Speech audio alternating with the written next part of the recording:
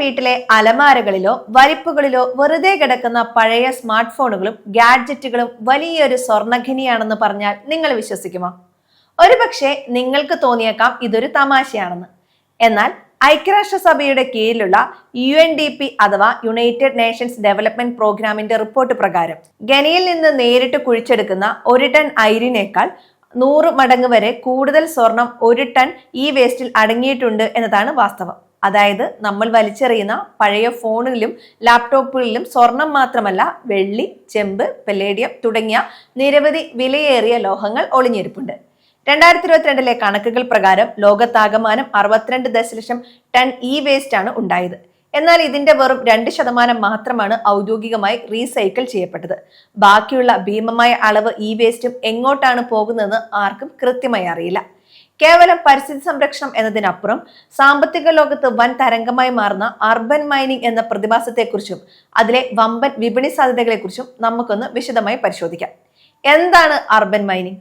എങ്ങനെയാണ് ഇത് ഓഹരി വിപണിയിലടക്കം വലിയ മാറ്റങ്ങൾ കൊണ്ടുവരുന്നത്? അർബൻ മൈനിങ്ങിന്റെ പ്രാധാന്യം മനസ്സിലാക്കാൻ ഇന്ത്യയുടെ നിലവിലെ സാമ്പത്തിക രംഗത്തേക്ക് നാം ഒന്ന് കണ്ണോടിക്കേണ്ടതുണ്ട്. ഇന്ത്യ ഒരു ആഗോള ഇലക്ട്രോണിക് മാനുഫാക്ചറിംഗ് ഹബ്ബാക്കി മാറ്റാൻ കേന്ദ്ര സർക്കാർ ആവിഷ്കരിച്ചതാണ് PLI അഥവാ പ്രൊഡക്ഷൻ ലിങ്ക്ഡ് ഇൻസെന്റീവ്സ് പദ്ധതികൾ.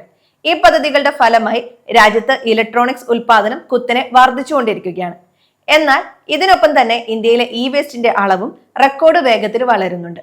ഇലക്ട്രോണിക്സ് നിർമ്മാണത്തിന് ആവശ്യമായ സ്വർണ്ണ, വെള്ളി, ചെമ്പ് തുടങ്ങിയ അസംസ്കൃത വസ്തുക്കൾക്കായി ഇന്ത്യ പ്രധാനമായും ആശ്രയിക്കുന്നത് ഇറക്കുമതിയെയാണ്. ഭൗമരാഷ്ട്രീയ പ്രശ്നങ്ങളും യുദ്ധങ്ങളും മറ്റും ഈ ഇറക്കുമതിയെ പലപ്പോഴും ബാധിക്കാറുമുണ്ട്. ഇതിനൊരു ശാശ്വത പരിഹാരമാണ് അർബൻ മൈനിങ്. വിദേശ രാജ്യങ്ങളിൽ നിന്ന് ഇറക്കുമതി ചെയ്യുന്നതിന് പകരം നമ്മുടെ നാട്ടിലെ ഈ വേസ്റ്റിൽ നിന്ന് തന്നെ ഈ വിലയേറിയ ലോഹങ്ങൾ വേർതിരിച്ചെടുക്കുന്നത് രാജ്യത്തിന്റെ സപ്ലൈ ചെയിൻ കൂടുതൽ സുരക്ഷിതമാക്കാനും സ്വയം പര്യാപ്തത നേടാനും സഹായിക്കും. സാധാരണ ഖനനവും ഇ വേസ്റ്റ് റീസൈക്ലിംഗും തമ്മിൽ ശാസ്ത്രീയമായി ഒത്തുനോക്കിയാൽ ഇവ തമ്മിലുള്ള വ്യത്യാസം വളരെ വ്യക്തമാണ്. പ്രധാനമായും 3 കാര്യങ്ങളിലാണ് ഇത് വേറിട്ട് നിൽക്കുന്നത്.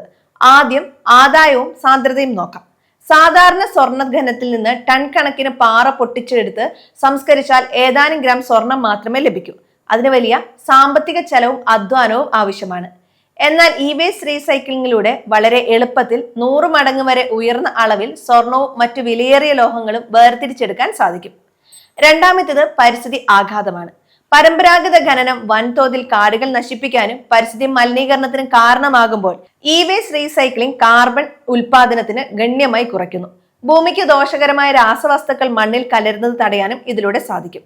അതുകൊണ്ട് തന്നെ ESG അഥവാ എൻവയോൺമെന്റൽ, സോഷ്യൽ ആൻഡ് ഗവേണൻസ് മാനദണ്ഡങ്ങൾക്ക് മുൻഗണന നൽകുന്ന ആഗോള നിക്ഷേപകർക്ക് ഈ മേഖല ഇപ്പോൾ വളരെ പ്രിയങ്കരമാണ്.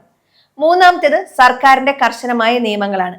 കേന്ദ്ര പരിസ്ഥിതി മന്ത്രാലയത്തിന്റെ EPR ചട്ടങ്ങൾ പ്രകാരം ആപ്പിൾ, സാംസങ് തുടങ്ങിയ വമ്പൻ ഗാഡ്ജറ്റ് നിർമ്മാതാക്കൾ അവർ വിൽക്കുന്ന ഉപകരണങ്ങളെ നിശ്ചിത ശതമാനം നിർബന്ധമായും തിരികെ ശേഖരിച്ച് റീസൈക്കിൾ ചെയ്തിരിക്കണം. ഇത് ഈ മേഖലയിലെ കമ്പനികൾക്ക് വലിയൊരു ബിസിനസ് അവസരമാണ് തുറന്നിടുന്നത്. നിലവിൽ ഇന്ത്യയിലെ ഇ വേസ്റ്റിന്റെ 70 മുതൽ 80% കൈകാര്യം ചെയ്യുന്ന യാതൊരു ശാസ്ത്രീയ അടിത്തറയുമില്ലാത്ത അൺഓർഗനൈസ്ഡ് സെക്ടറാണ്. സുരക്ഷിതമല്ലാത്ത രീതിയിലാണ് അവർ ഈ വേസ്റ്റ് കൈകാര്യം ചെയ്യുന്നത്.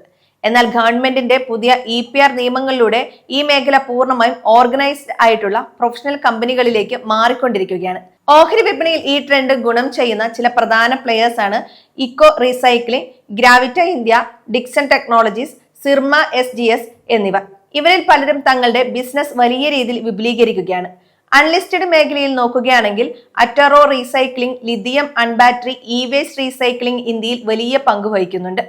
ചുരുക്കത്തിൽ പറഞ്ഞാൽ വീട്ടിലിരിക്കുന്ന പഴയ ഉപകരണങ്ങൾ വെറുതെ വലിച്ചെറിയുകയോ സൂക്ഷിച്ചു വെക്കുകയോ ചെയ്യാതെ കാഷിഫൈ പോലുള്ള റീകൊമേഴ്സ് പ്ലാറ്റ്ഫോമുകൾ വഴി എക്സ്ചേഞ്ച് ചെയ്യുകയോ അല്ലെങ്കിൽ ഔദ്യോഗിക ഇ വേസ്റ്റ് കളക്ഷൻ സെന്ററുകൾ ഏൽപ്പിക്കുകയോ ചെയ്യുക. ഇതുവഴി വലിയ പരിസ്ഥിതി മലിനീകരണം ഒഴിവാക്കാൻ നിങ്ങൾക്ക് സാധിക്കും. ഒപ്പം വിലയേറിയ ലോഹങ്ങൾ വീണ്ടും നിർമ്മാണ പ്രക്രിയയിലേക്ക് എത്തിച്ച് രാജ്യത്തിന്റെ സമ്പദ് വ്യവസ്ഥയെ സഹായിക്കാനും കഴിയും. ഒരുപക്ഷെ നിങ്ങൾക്കും സാമ്പത്തികമായി ചെറിയൊരു നേട്ടം ഇതിലൂടെ ലഭിച്ചേക്കാം. ഓഹരി വിപണിയിലെയും സമ്പദ് വ്യവസ്ഥയിലെയും പുതിയ ട്രെൻഡുകളെക്കുറിച്ചും നിക്ഷേപ സാധ്യതകളെക്കുറിച്ചും അറിയാൻ ET മലയാളം ചാനൽ ഇപ്പോൾ തന്നെ സബ്സ്ക്രൈബ് ചെയ്യുക. നിങ്ങളുടെ അഭിപ്രായങ്ങളും സംശയങ്ങളും താഴെ കമന്റിൽ രേഖപ്പെടുത്താൻ മറക്കരുത്.